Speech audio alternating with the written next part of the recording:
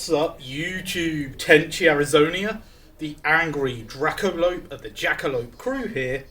And now that I've done my grilling, I've put some wood on the fire for my story time, and I'm going to have a cigar during this story time as well. This is a Don Thomas cigar. Very nice cigar, but not too expensive. Anyway, on to the story time, which is the second of my black dog stories. Hence why earlier I was burning some white sage and why I have a piece of fine silver in my pocket, close to my heart. Because I've tried recording this story before on two separate occasions, and on both occasions the footage mysteriously vanished. So I'm going to be redacting some parts of this story, namely location names. So, let me take a puff of my cigar and we will get right on with it.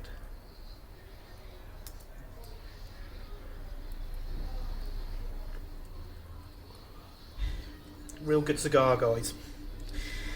Anyway, this second black dog encounter happened on a piece of heathland not too far from me, maybe 7 or 8 miles, and I was visiting a friend of mine at the time because he'd got himself a new bike and he'd wanted my help putting it together. Now, the evening I was due over there, I decided before I was going to go to his house, I was going to ride on this piece of heathland.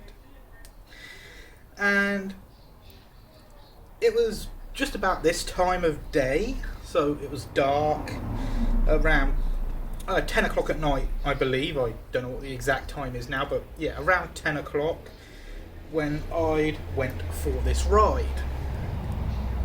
And on the way back, on the horizon, I saw a pair of glowing red eyes and a mass that seemed to absorb or reflected light. So it was just like a bump on the horizon, darker than the sky.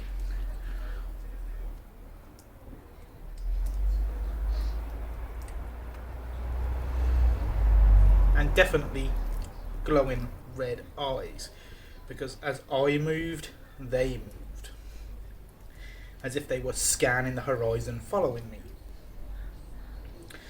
So, learning from my prior experience in the Dartmoor,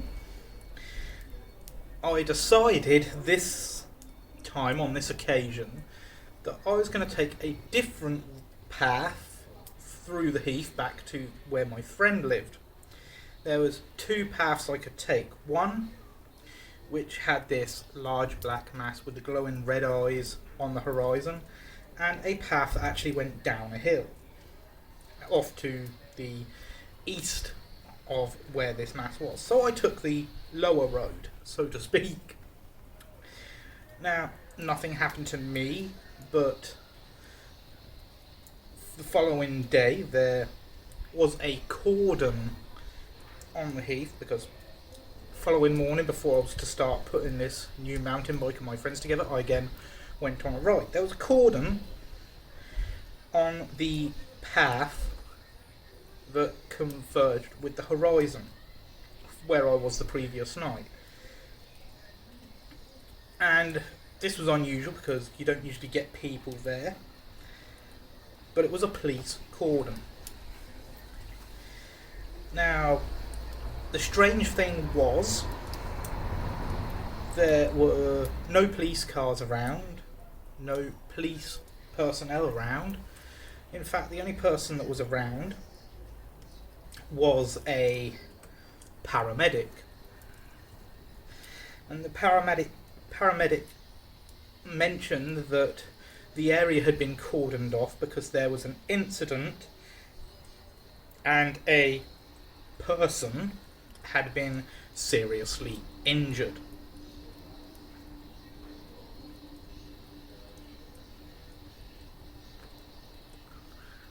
They would not give details. That's to be expected. You wouldn't really give details about that sort of thing to someone who is not emergency services. However, I continued on my ride from that point. Didn't see anyone else. No sign of police around the cordoned off area. No sign of a person being taken away from the area, which you would assume if someone had been severely injured. And I thought back to the previous night where I saw the red eyes and the dark black mass, darker than the sky itself. And I couldn't come up with an answer. What I can say is it was definitely a black dog encounter. And from the way things were cordoned off, someone got extremely seriously injured, because you don't just set up a cordon like that on a piece of heathland that is, well, miles from any extremely well-travelled path, so to speak. All the tracks through this heathland are gravel tracks, so you couldn't see tyre tracks or anything like that if you were even looking for them.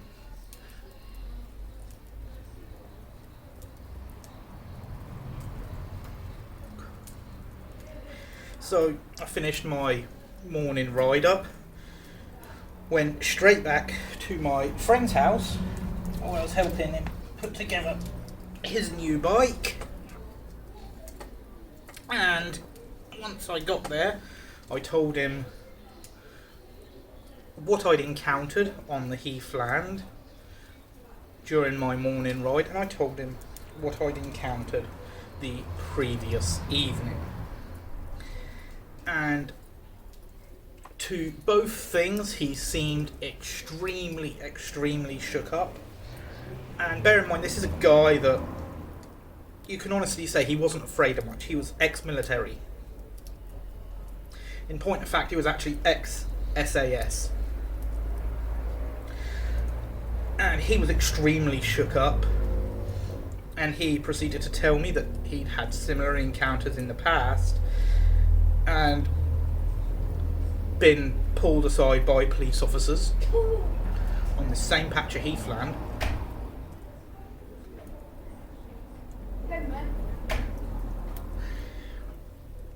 And when they discovered his former military service, they told him he was never to speak of the events that occurred on the heathland with any civilians. Which I'm sure by talking to me about that, he was breaking that order, so to speak.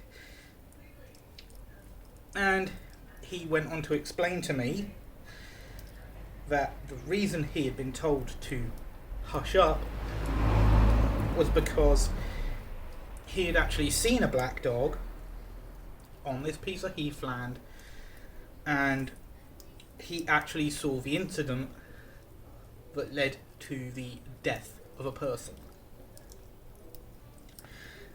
Now, I'm not going to go into full details, but I'll tell you as he told me, which is he was walking along the heath, walking his neighbour's dog while they were on holiday.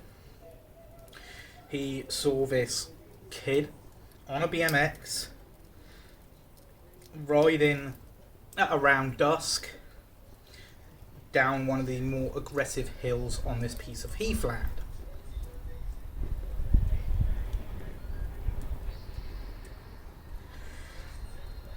He then heard a bark, and the dog at his side stopped in its tracks, tail between its legs, ears down, started growling.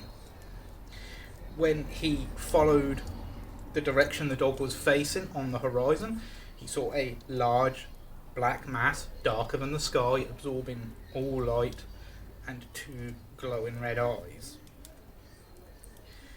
He then looked to either side of the trail, and he saw this kid on his BMX going down the hill, and 1 minute the kid was riding along fine, next minute impaled by a tree. Like out of nowhere, dead, twisted tree, the kid just rode straight into it, like he didn't even see it, impaled straight through the chest. Now, my friend at this time called it in, and he was then told he didn't see anything and to hush the story up, not tell anyone about it. And that was about 10 years before I'd gone to help him set up his new bike.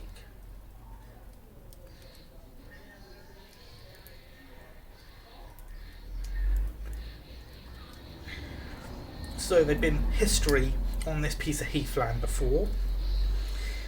The thing is, after the incident he witnessed and reported, the next day he went to search down the local hospital to see if the kid had been admitted, and no one had been admitted with any such injury, and in fact no police reports had even been made.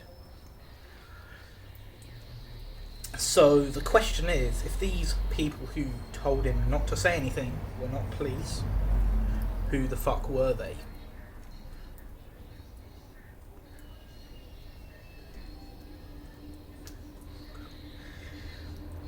Like I said, he looked for record of it, recorded record of hospital entries, that sort of thing. Absolutely nothing. And to me, that is incredibly eerie, especially considering the encounter I had on that same stretch of heathland. And yeah, I do have my Northhawk next to me, just in case, because weird things have been happening lately. Hopefully the white sage and the silver I've got will be enough, but if not, choppy choppy. And I'm damn good with this, by the way. Anyway, that's my second black dog encounter.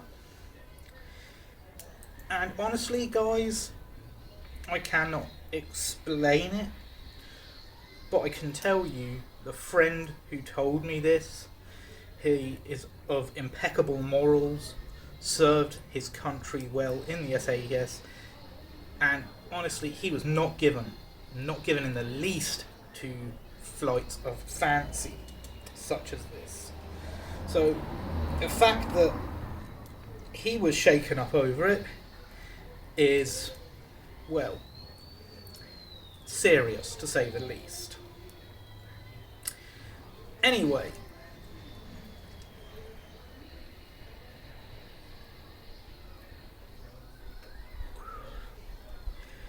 that's pretty much all I can say about that.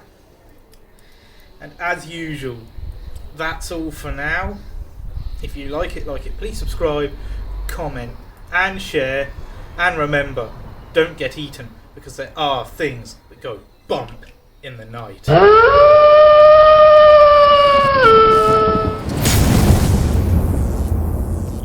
Dracolope, bitch.